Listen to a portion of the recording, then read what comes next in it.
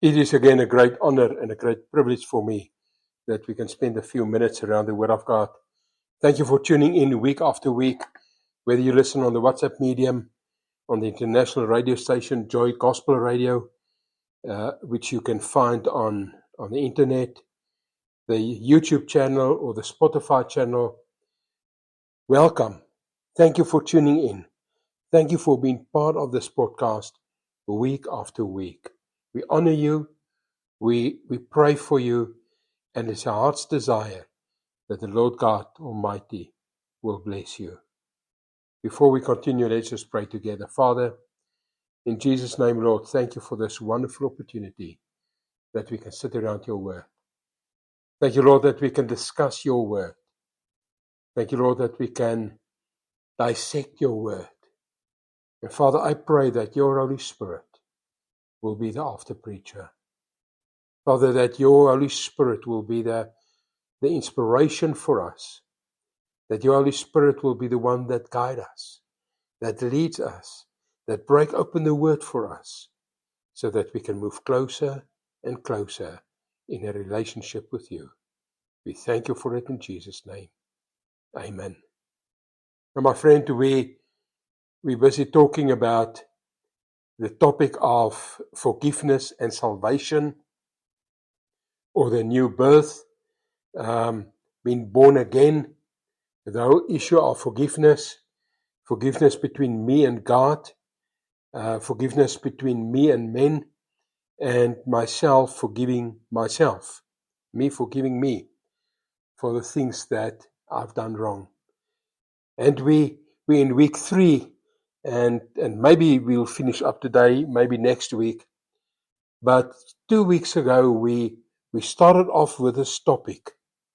And I believe, and as I said at every occasion, I believe it's crucial important, and it's not been preached from the pulpits anymore. In fact, there's pulpits that hardly ever, if ever, preach about salvation and forgiveness these days. And a gospel that's only pleasing to the ear, that's only pleasing to what I want to hear, a gospel that only smooths me all the time, is not a gospel at all. And we need to remember that the Word of God is there to lead us, to guide us into all truths, so that the man of God can grow up into the spiritual giant that God wants him to know, to be. And we must remember that the Word of God is sharper than any two-edged sword. The Word of God is the most powerful weapon in the universe. And I know I say it over and over and over again. But it's so important that we know that the Word of God is the final authority.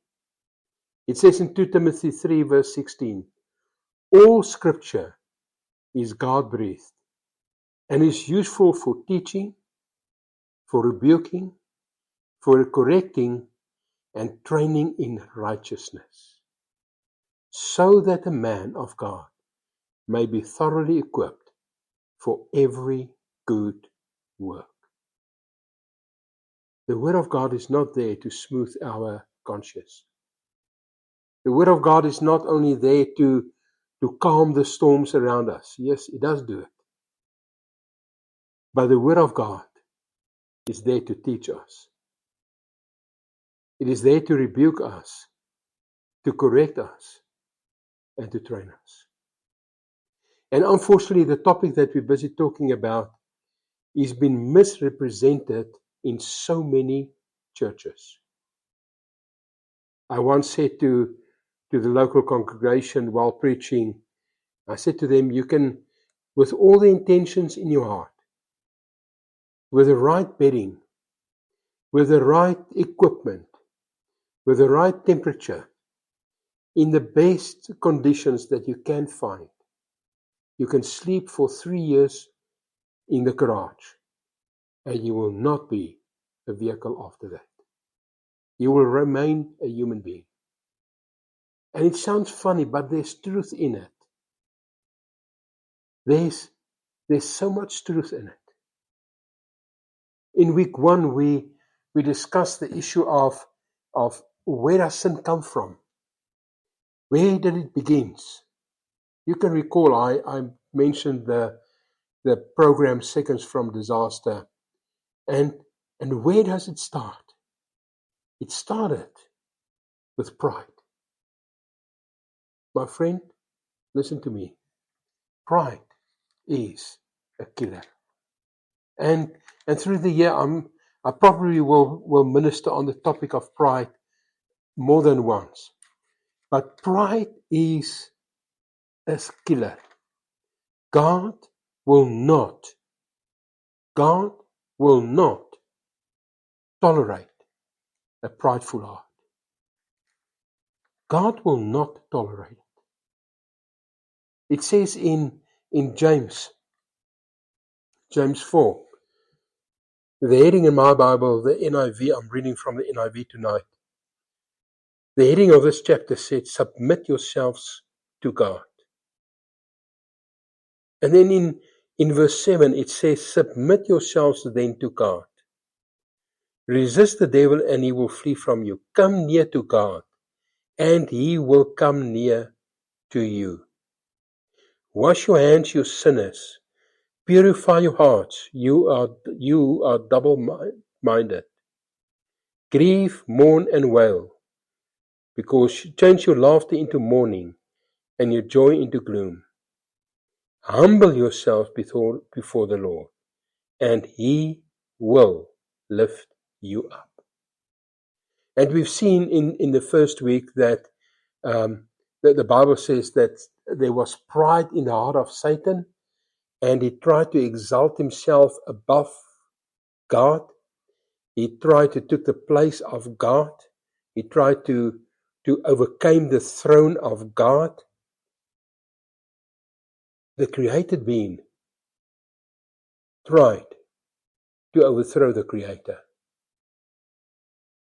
Now, at first, we will say that sounds silly.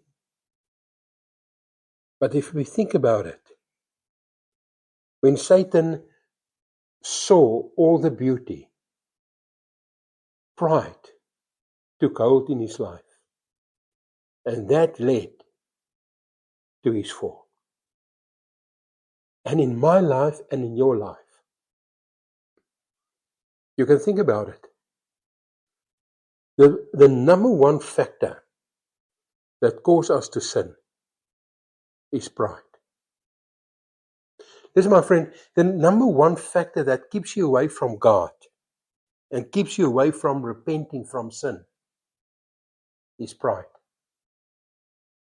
Have you ever sat in the church and the minister, irrespective of what you call him, the minister ministered on a topic and you had this home feeling in your heart, in your utmost being, and you know God is speaking to me and I must respond. I must take action on what the minister say. And then you think to yourself, I'll wait a week. Maybe next week. Maybe next week I'll sort out the sin in my life. Maybe next week I'll sort out the unforgiveness towards someone. Maybe next week I'll make right with someone that I robbed. Maybe next week. My friend, you're not guaranteed of a next week. And it is pride. Pride that says, I will wait. Or pride that says, God can wait for me. Not arrogance, pride. And pride caused Satan to be cast out of heaven.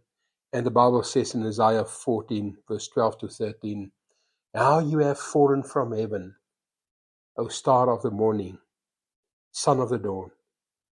You have been cut down to the ground. You have been cut down to the ground. So his heart was full of pride. And in Matthew 20, verse 28, Jesus actually, and Luke 22:27, Jesus actually repeats this when he says, just as the Son of Man did not come to be served, but to serve and to give his life as a ransom for many. So we see the pride of Satan in the one hand and the servant heart of God in the other hand through Jesus Christ. Last week we continue and we said, how did it happen? Well, pride came into his heart and he tried to exalt himself above God. And the Bible says in Romans 3 verse 23, for all have sinned and fall short of the glory of God. And when the Bible says all have sinned, it says all have sinned.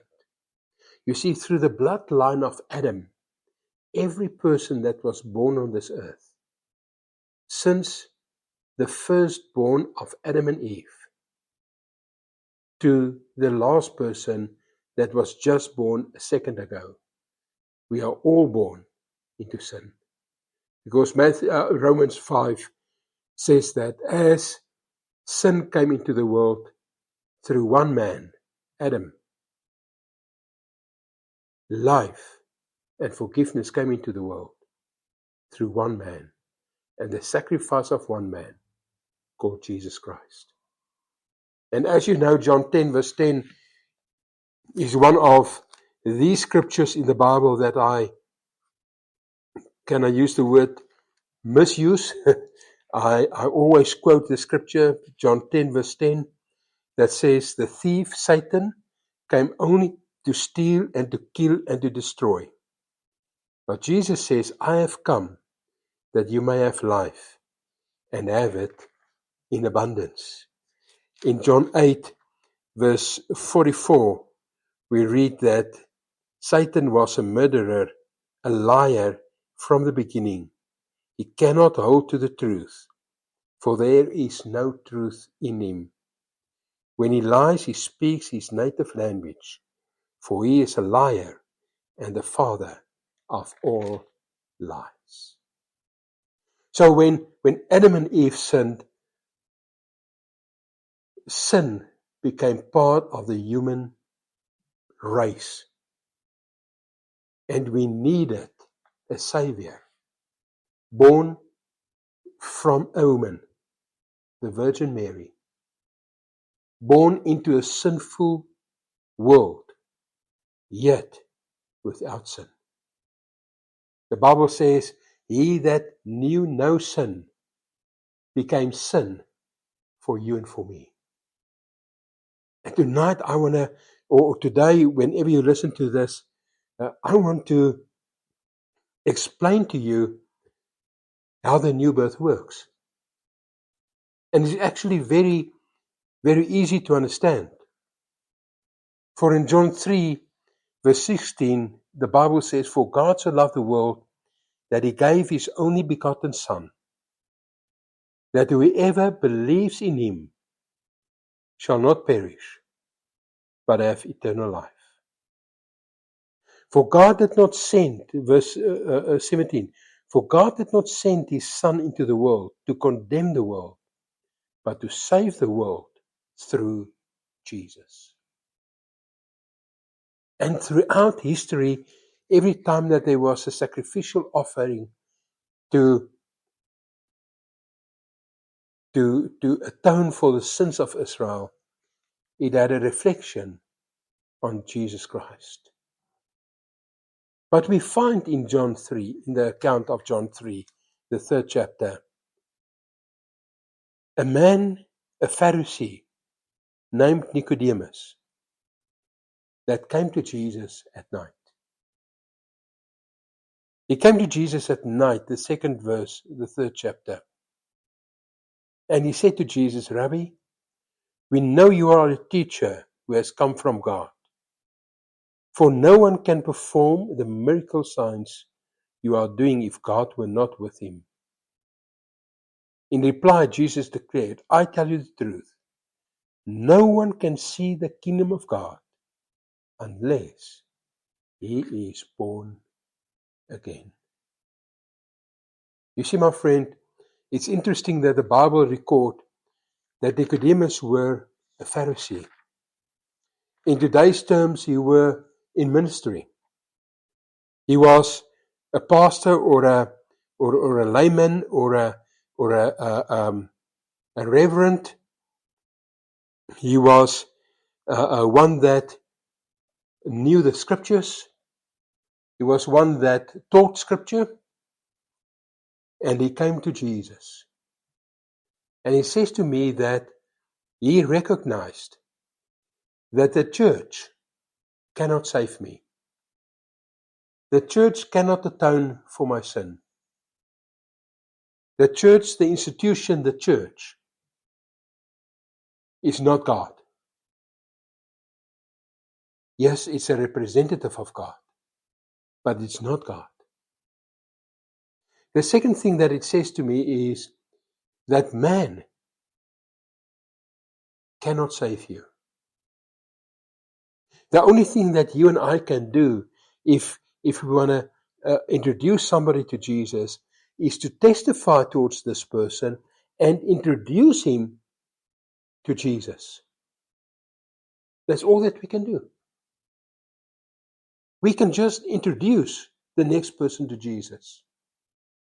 We cannot save a person. We cannot heal a person. We cannot redeem a person. And then we must remember that is only the person, Jesus Christ, that is worthy to be called the Redeemer. If you look in Revelation, the 4th, 5th, and the 6th chapter, where 4th and the 5th chapter, where Jesus is hailed, and where John fell and the angels fell before Jesus, and it says there was a book that must be opened, and no one could be found. The scroll, nobody could be found. And then they found the one that's worthy, the Lamb of God, the one that gave his life for us. Ephesians 2, while we were still in sin, he died for us. Can I take you to the Last Supper before the crucifixion? The Last Supper that we also call the institution of communion, the Lord's table. Jesus served the disciples, knowing that Judas will betray him, knowing that the disciples will run away. Jesus served them. And while he served them, he poured out his love upon them. Yet he knew. He knew.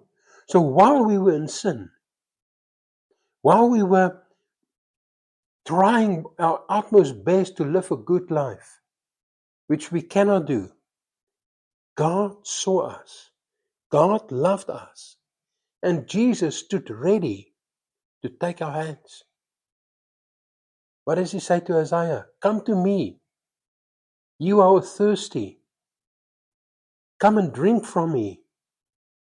It says, let's reason together.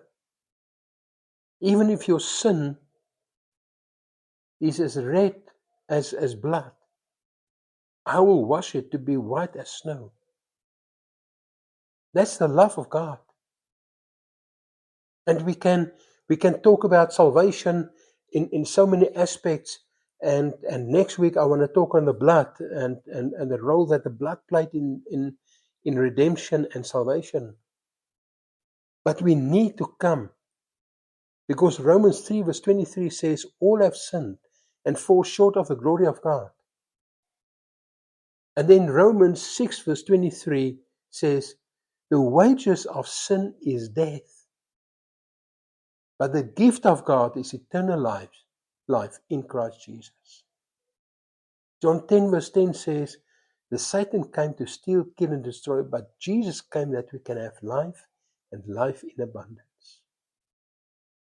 So the question remains, how does it happen? Well, firstly, it's an act of God, not of man. We cannot save ourselves We cannot save somebody else. As I said, we can just introduce them to Jesus.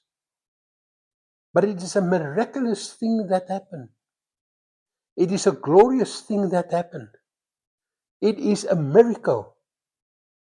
First of all, that the God, the creator of heaven and earth, found us worthy to save our souls while we were still in sin. And second, He does it. But there's an action that you and I need to take. There's an action that you and I need to take that, can I say, a responsibility on our side. And next week we're going to talk on the blood. But it says in Romans 10, from verse, let's read from verse 8. But what does it say? The word is near you. It is in your mouth and in your heart. That is the word of faith we are proclaiming.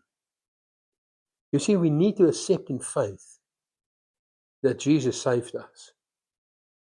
We need to accept in faith, if I go before Him, that He will touch me. That if you confess with your mouth, that's the first action I need to take. I need to confess with my mouth that I'm a sinner, that I'm in need of His grace.